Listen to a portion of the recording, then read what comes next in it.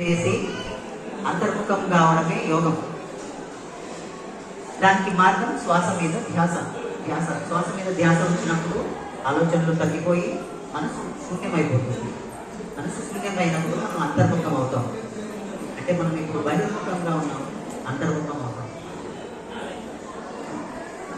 మనకు లలిత సహస్రనామాలలో అంతర్ముఖ సమారాధ్య, బహిర్ముఖ సుదుర్లభ అని ఉంటుంది. మనం ఎంతసేపు బహిర్ముఖంలో చూస్తూ ఉంటాం అమ్మవారిని బయట ఎంత వెతికినా కనిపించదు. అంతర్ముఖ సమారాధ్య, మనం అంతర్ముఖం అయినప్పుడే మనం నిజంగా అమ్మవారి దర్శనం చేసుకోగలం. ఇది లలిత సహస్రనామాల్లో మనం చదివే ఉన్నాం, కానీ దాని అంతరార్థం మనకు తెలియక మనం అంతర్ముఖం అవ్వడానికి సుముఖంగా లేదు. ఎంతసేపు బయట చూద్దాం, బయట వెతుకుతున్నాం. బహిర్ముఖ సుదుర్లభ, బయట దొరకదు అని చెప్పింది లలిత సహస్రనామం.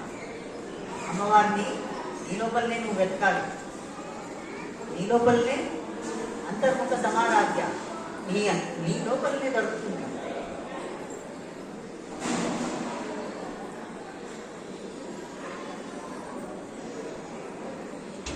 కళ్ళ ద్వారా ఎంతో శక్తిని మనం ఖర్చు చేస్తుంటాం. 80% శక్తి మనం కళ్ళ ద్వారానే మనం ఖర్చు చేస్తుంటాం.